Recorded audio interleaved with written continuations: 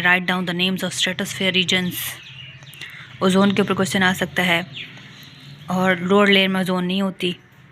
फिर ये troposphere reason के कैरेक्टरिस्टिक्स पूछ सकते हैं। अस्सलाम वालेकुम बच्चों, क्या हाल चाल है? ठीक होंगे। आज हम स्टार्ट करेंगे ट्रोपोस्फेयर। यहाँ पे ट्रोपोस्फेयर का पैराग्राफ है और अब मैं आपको पॉइंट्स में समझाऊंगी। यहाँ ट्रोपोस्फेयर के अंदर नाइट्रोजन गैस होती है और ऑक्सीजन गैस होती है। 99% टोटल ये वॉल्यूम देती हैं। इनका वॉल्यूम 99% टोटल होता है जो कि अर्थ एटमॉस्फेयर के अंदर मौजूद होता है, नाइट्रोजन गैस और ऑक्सीजन का। अब CO2 भी है, वाटर वेपर्स भी हैं, लेकिन ये बहुत ही कम अमाउंट में होते हैं। ये मेंटेन करते हैं अर्थ का एटमॉस्फेयर। यहाँ से विजिबल लाइट पास होती है और एब्जॉर्ब ये करती हैं इंफ्रारेड। अच्छा, इंफ्रारेड जो रेडिएशंस होती है ना, वो अर्थ एमिट करती है। यूवी लाइट होती है वो पास हो रही होती है एटमॉस्फेयर से, और इंफ्रारेड जो लाइट है जो कि अर्थ रेडिएट कर रही है, अर्थ निकाल रही है, वो ये होती है इंफ्रारेड। तो ये इनको एब्जॉर्ब करती हैं ये। तो जैसे जैसे हम ऊपर मूव करते रहेंगे, इस एटमॉस्फेयर वार्म होती है।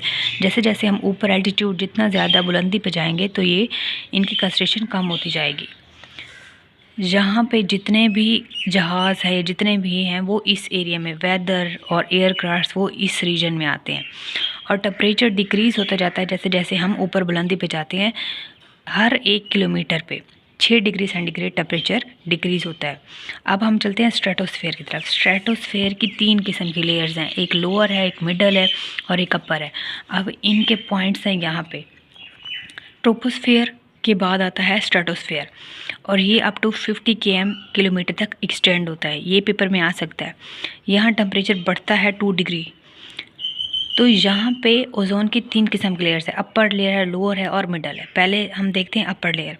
अपर लेयर में ओजोन प्रेजेंट होती है।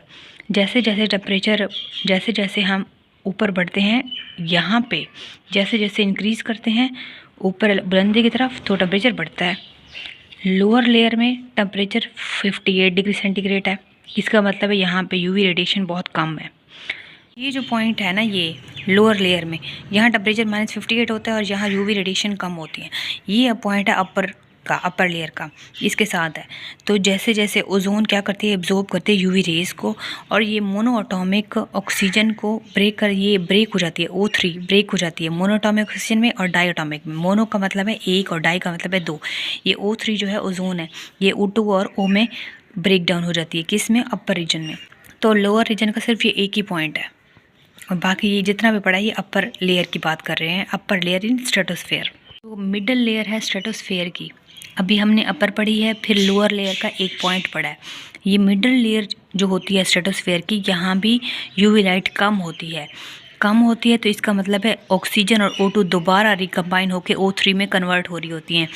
यहाँ पे देखें, ऑक्सीजन है और दोबारा O2 है और मोनोटॉमिक है और ये डायटॉमिक है, मिलके O3 बना रही होती हैं। तो ये जो मिडल लेयर है, यहाँ पे देखें, ये मिडल लेयर में ये सारा प्रोसेस हो रहा होता है। तो यहाँ पे जो अगेन कंबाइन हो रही हैं, तो ये एक्सोथर्मिक रिएक्शन है। क्वेश्चन यहाँ पे आ सकता है, how does ozone layer form in the stratosphere. तो यहाँ पे लेस यूवी रेडिएशन हो रही होती है, तो इसलिए ऑक्सीजन O2 कन्वर्ट हो रही होती हैं O3 में। तो लोअर रीजन का मैंने थोड़ा सा पॉइंट बता दिया था, आप इन पॉइंट्स को नोट कर लें, ठीक है। तो ये यहाँ पे देख लें, यहाँ से क्वेश्चन आ सकता है, write down the names of stratosphere regions. Ozone के ऊपर क्वेश्चन आ सकता है और लोअर लेयर में ओजोन नहीं होती।